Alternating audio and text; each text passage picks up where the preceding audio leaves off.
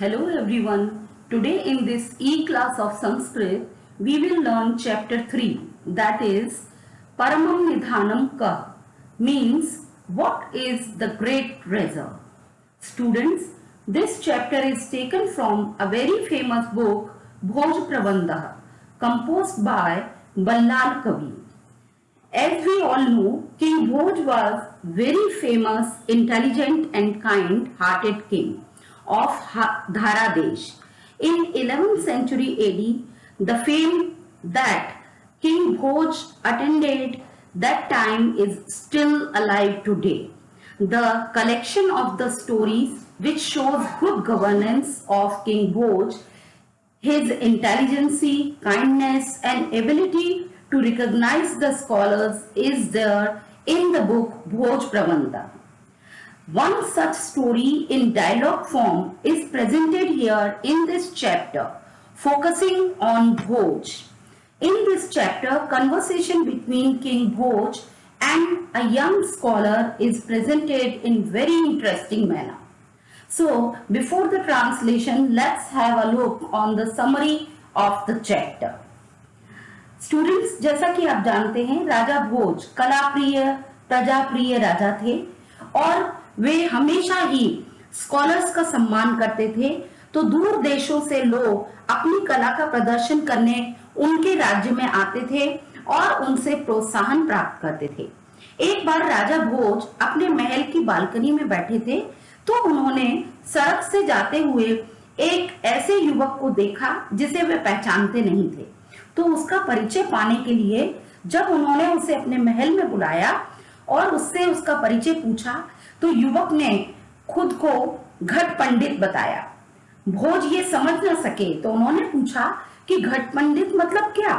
तो लड़के ने कहा, जैसे घड़ा पूरी तरह पानी से भरा होता है वैसे ही मैं ज्ञान से पूर्ण हूं। उसके इस अभिमान को देखकर राजा भोज ने उसका गर्व चूर करने का निश्चय किया और उन्होंने कहा कि अगर तुम घड़े हो तो मैं हथौड़ा हूं और मैं तुम्हें तोड़ दूंगा। युवक ने कहा, अगर आप हथौड़े हैं तो मैं अग्नि हूं और अग्नि हथौड़े को जलाकर राख कर देती है।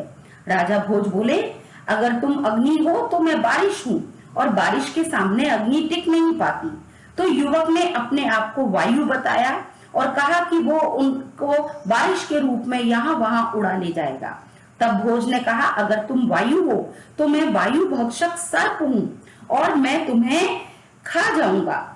तो युवक बोला कि अगर आप वायु भक्षक सर्प हैं तो मैं गरुण हूं और गरुण हमेशा सर्प को खा जाता है। तो भोज ने कहा कि अगर तुम गरुड़ हो तो मैं तुम्हारे ऊपर सवारी करने वाला विष्णु हूं। विष्णु के सिर पर हमेशा मुकुट रहता है। तो युवक ने अपने आप को मुकुट बताया।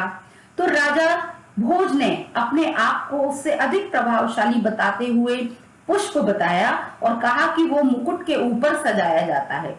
तब युवक ने कहा कि वो भंवरा है और वो पुष्प के ऊपर बैठेगा। तो राजा भोज बोले कि अगर वो भंवरा है तो मैं सूर्य हूं और सूर्य अस्त होते ही भंवरा पुष्प के अंदर बंदी बन जाता है। तब युवक बोला कि अगर आप सूर्य हैं तो मैं महाप्रभावशाली राहु हूं और राहु हमेशा सूर्य को निगल जाता है। भोज ने कहा, अगर तुम राहु हो तो मैं तुम्हें दान दूंगा। युवक बोला, मैं आपका दान नहीं दूंगा क्योंकि मैं संतुष्ट व्यक्ति हूं और जहां संतोष आता है वहां सारा विवाद खत्म हो जाता है। तो इस तरह दोनों के बीच में, राजा भोज और युवक के बीच का जो संघर्ष था वो वहीं समाप्त हो गया, क्योंकि संतोष इंसान का सबसे बड़ा धन है। तो आइए देखते हैं इसका ट्रांसलेशन। भोजा नामा नृपति विद्याप्रिय कलाप्रिय प्रजाप्रिय च आसीत्। अतः तस्य राज्यसभायां दूरदेशात् अनेक विद्या विशारदा पंडिता समागच्छन्ति स्म। Translation is, a king named Bhoj was the lover of learning, fine arts and people of his kingdom. So, many scholars, experts in Vidyas came to his royal court for from far countries. एकदा भोज प्रसादस्य गवाक्षे उपविष्ट आसीत्. सः मार्गे एकं नवागन्तुकम् अनभिज्ञं युवकं पश्यति. तस्य परिचयं ज्ञातुं सः तं प्रासादे आह्वयति. ततः तयोः मध्ये एव वार्तालापः सञ्जातः. Translation is: Once Bhoj was seated in the balcony of the palace. He looks a newly arrived unknown young man in the street. He calls him into the palace to know who he is. Then the conversation between them took place in this way. Bhoj, Bhavan ka vartate? Who are you? Yuvakah, aham Ghat Pandita asmi. The young man replied, I am Ghat Pandit. Bhoj said, Ghat Pandit? Kim naam Ghat Pandit eti? Ghat Pandit? What indeed Ghat Pandit means? The Yuvak said, Yatha Ghate Paripurnam Jalam Tishtati Tathev Mai Paripurnam Jnanam Vartate Atah Aham Swatmanam Ghat Panditam Manye. The young man replied, just as a pot fully filled with water, I am full of knowledge. So I considered myself to be a Ghat Pandit. भोज ने कहा, युवकस्य गर्भपूर्णम उक्तिम श्रुत्वा स्वात्मानं ततो अपि अधिकं मत्वा अहंकारेण सह. यदि त्वं घटः असि तर्हि अहं मुद्गरत्वेन वर्ते. मुद्गरः स्वकीयेन प्रहारेण घटं विनाश्यति. अहमपि घटरूपं भवन्तं विनाश्यामि. Translation: Listening to the proud speech of the young man and thinking himself to be better than him proudly, Bhoj said, if you are a pot, I am a hammer. The hammer breaks the pot by its own stroke. I will also destroy you like a pot. युवक, यदि भवान मुद्गरत्वेन वर्तिष्ये तहिर अहम अग्नि भवामि. दहन कर्म अग्नि भूत्वा मुद्गरम भस्मम करिष्यति. Translation is: Young man said, if you are like a hammer, I will become fire.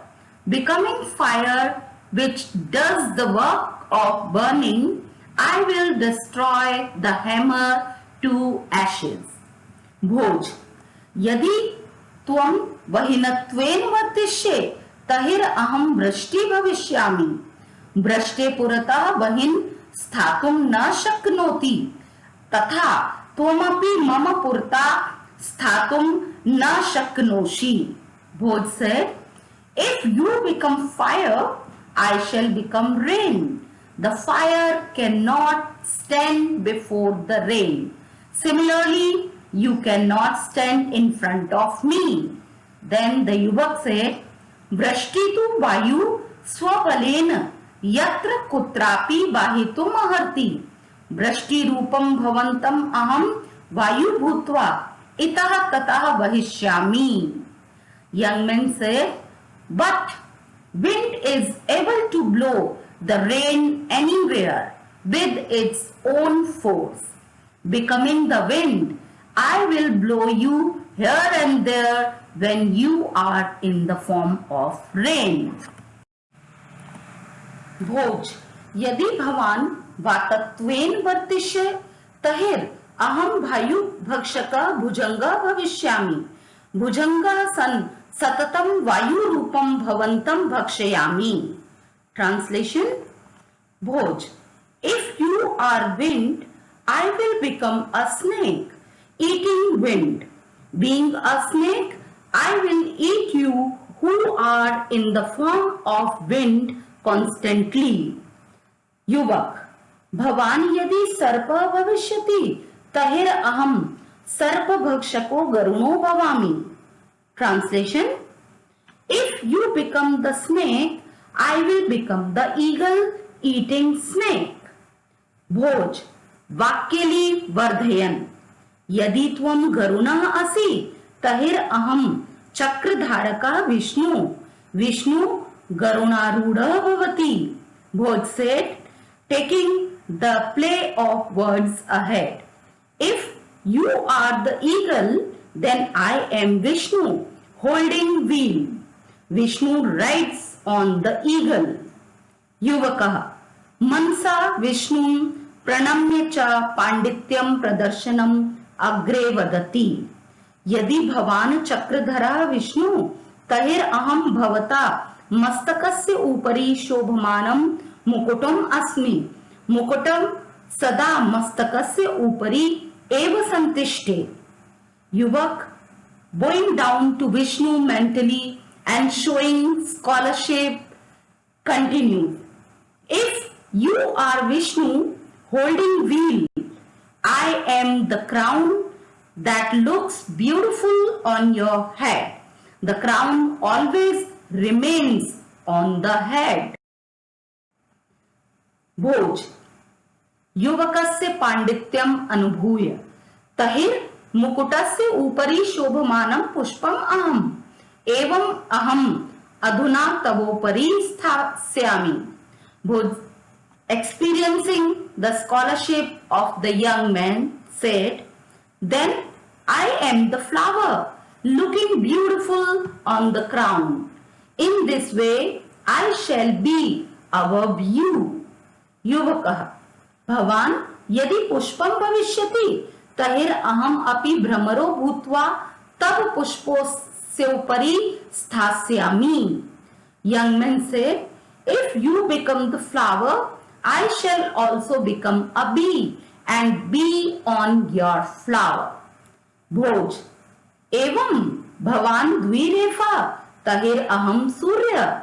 पुष्पस्य अन्तः स्थितः भ्रमरा सूर्यास्त काले बन्दी भवति. अहम् अपि त्वं बन्धनं करिष्यामि. Bhoj said, in this way, if you are bee, I am the sun. The bee that is inside the flower becomes a prisoner there itself at the time of sunset. I also will make you a prisoner. युवकः अहो भवान् सूर्य तर्हि अहं महाप्रभावी राहु. राहु तु सूर्यं ग्रहस्ते. Young man, oh, if you are the sun, I am very powerful Rahu. Rahu swallows the sun.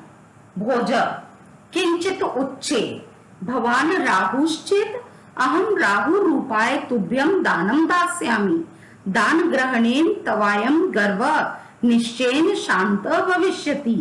Translation. Bhoj slightly in a loud voice. If you are Rahu, I will give money to you who has assumed the form of Rahu. This will surely subdue your pride. युवकः विहस्य चातुर्येण यदि भवान् दानी तर्हि अहं सन्तुष्टः. भवता दानस्य प्रयासः निष्फलः भविष्यति. सर्वथा अलुब्धः अहं भवता दानं न ग्रहीष्यामि. Translation. Young man smiling cleverly.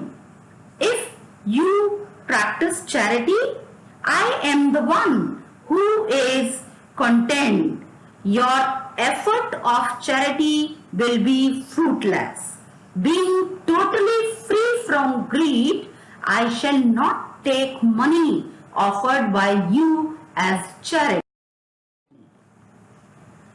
एवं उत्तरोत्तर विवादतयो भोज युवकयोः मध्ये यदा संतोषस्य विषयः समुपस्थितः तदा समागते संतोषे सर्वं शान्तं भवति इति वचनानुसारं विवादो अपि स्वयं शांत भवत.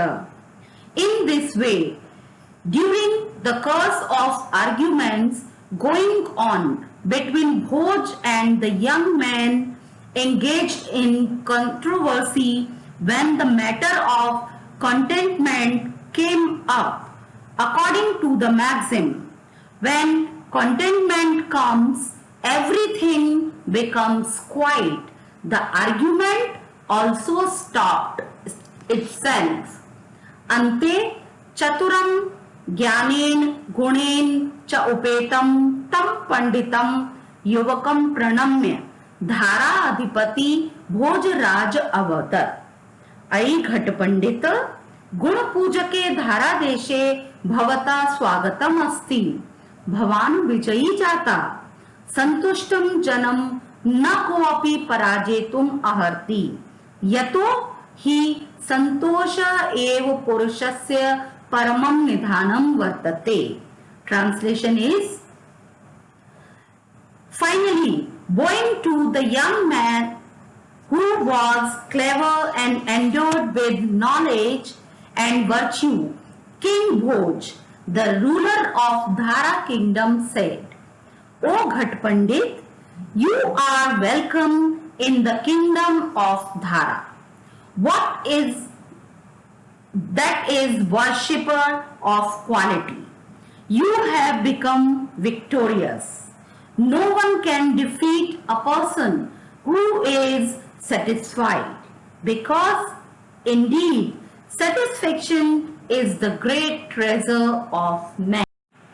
So students, this is all about the translation and this video.